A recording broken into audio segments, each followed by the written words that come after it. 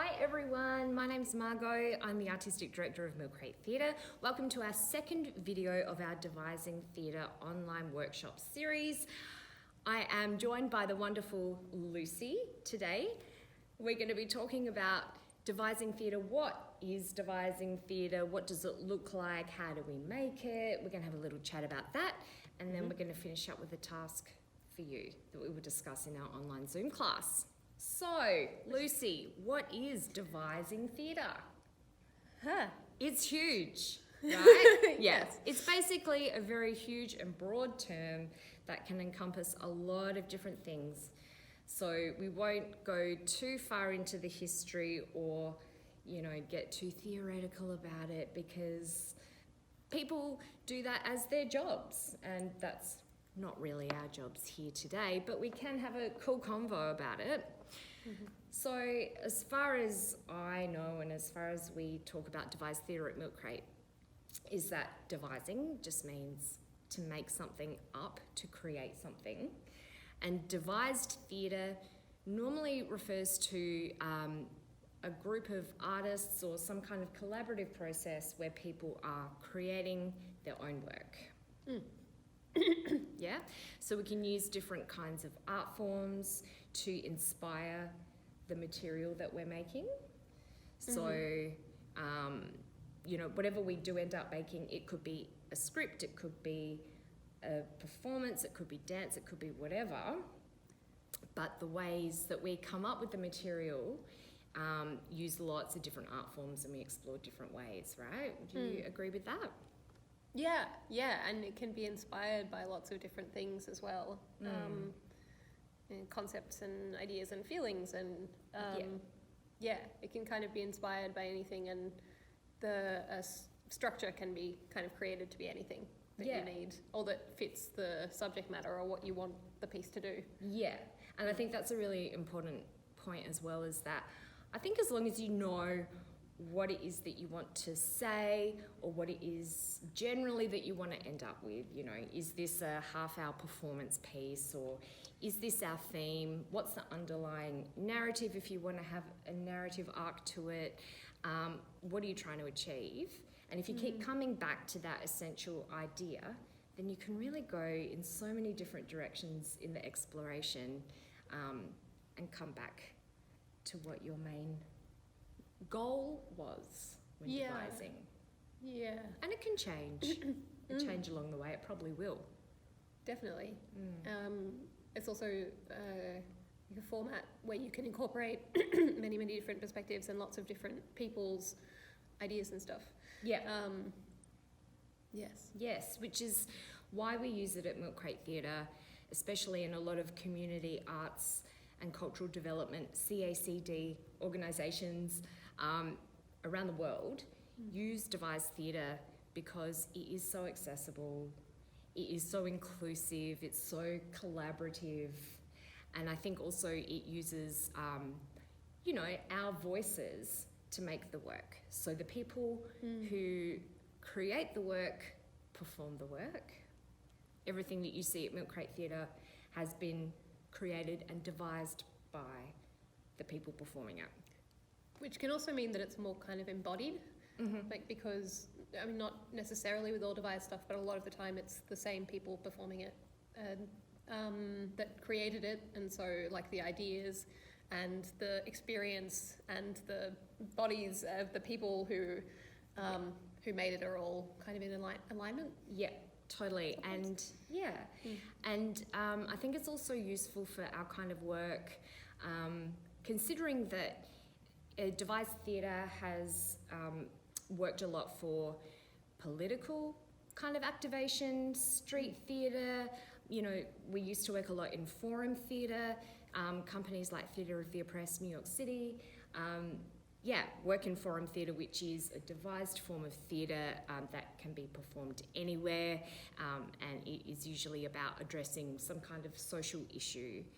And so the work that we do isn't necessarily in a forum theatre format anymore, but it definitely addresses issues, and people will respond to themes according to our own lived experiences, whilst we do try at Milk Crate Theatre to not actually use personal experiences to make the work.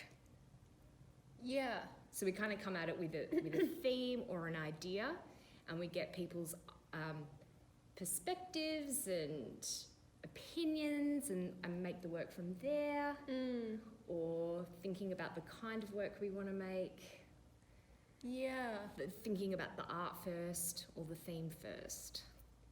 Yeah.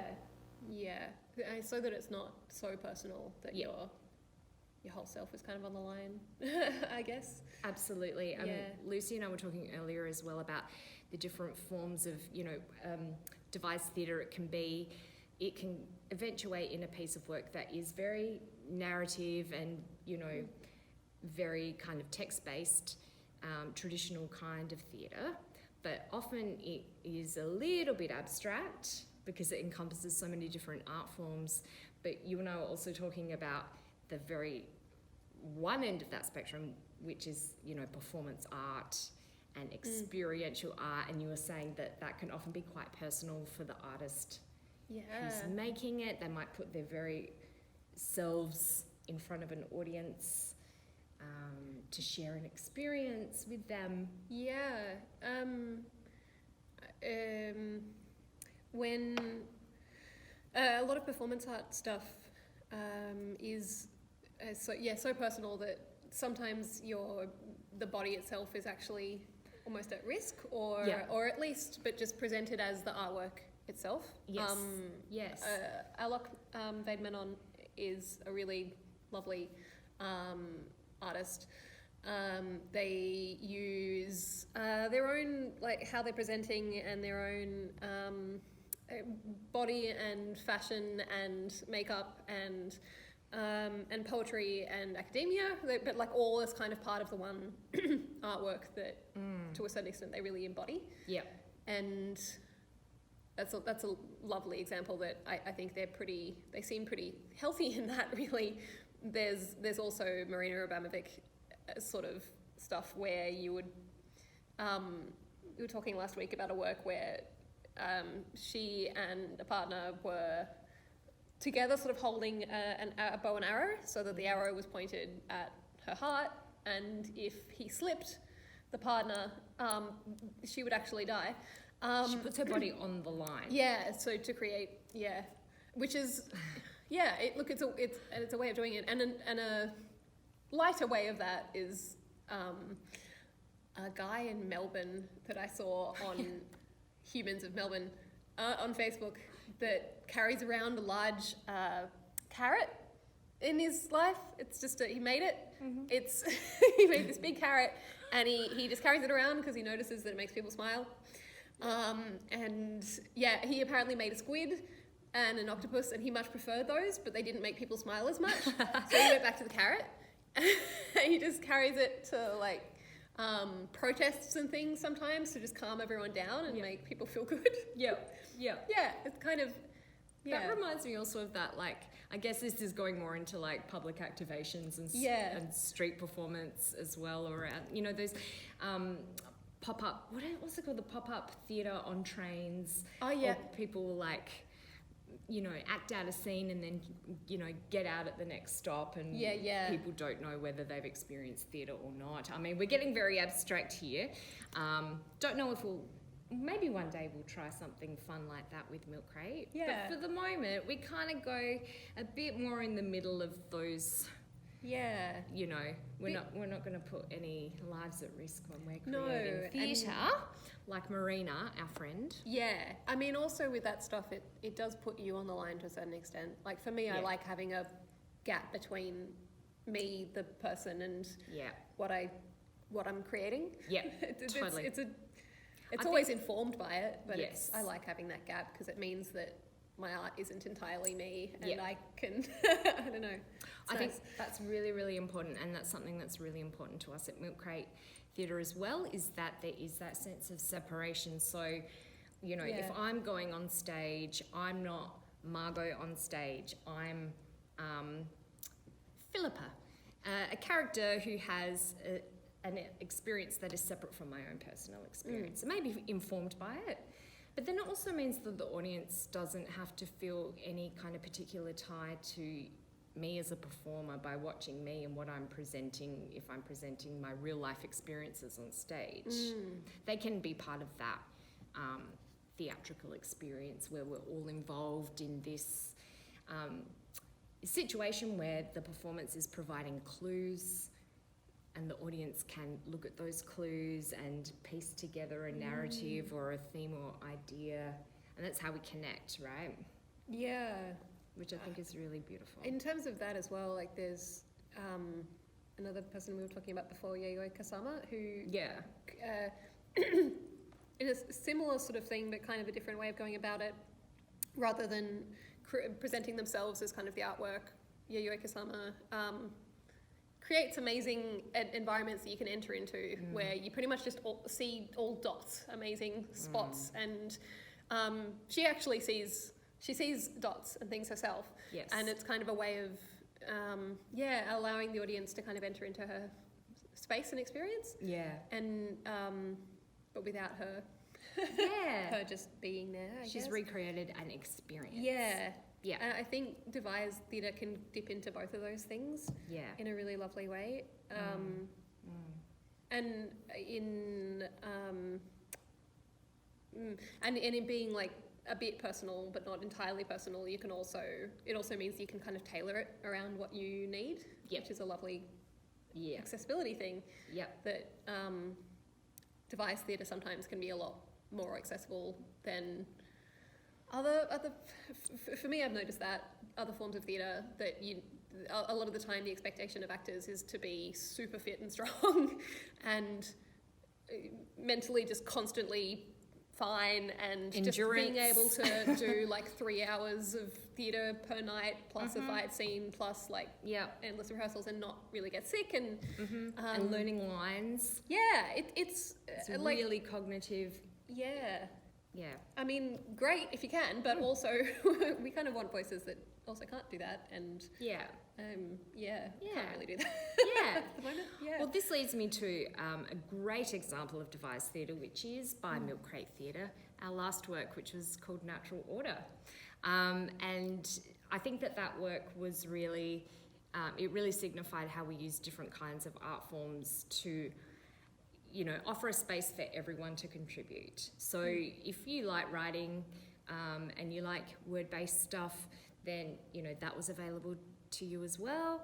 But we also did cabaret, we did visual art and costume making stuff, sound, movement, all sorts of forms. So it really allowed people to contribute in the way film, video, contribute in the way that they wanted to the central theme, which was about social hierarchy and social mobility. That's a lovely, I really like that as well, in my own practice, but also in seeing that in Natural Order. The fact that, for one thing, some people just really come alive with different art forms.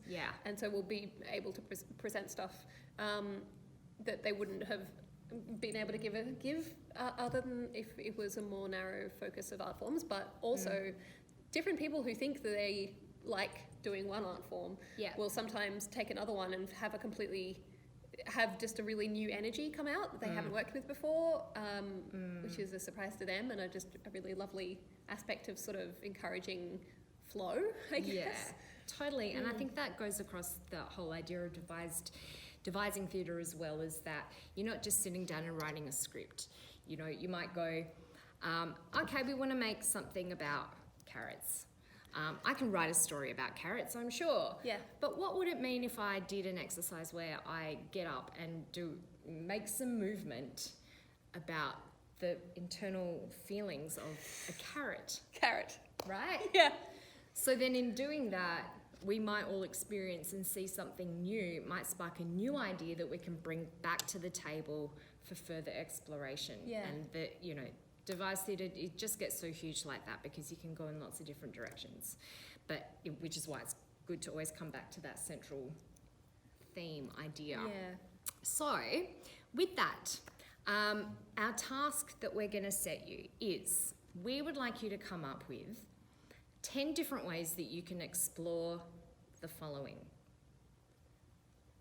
a moment of laughter. A moment of laughter. How can you explore that theme, not just by writing, but in all the other different ways? We have a few examples here for you, which we will tell you, but then you can't use them. So you could just tell a story about a time that you laughed. You could create a movement piece where your body shows what it feels like to laugh. You could design... Oh, which can be like the movement of the laughter, or it can just be the internal feeling of the release or the happiness or the whatever it is. Yeah. You could design a costume that represents laughter. So these are all different ways that you can explore a moment of laughter, but we want you to come up with 10 ways yourself. List of 10. That's the task. You don't have to do all 10. No, don't do them all. Don't do them all. That's going to take quite a while. I mean, you're welcome to in your own time, but all we're asking of you is just the list. 10 different ways to explore. And I think that's a great way to end this video, and we really look forward to hearing all of your suggestions. Yeah. So we'll see you on our next video, number 3. Thanks for joining us today. We're Milk Crate Theatre. Stay creative, stay connected. See you next time.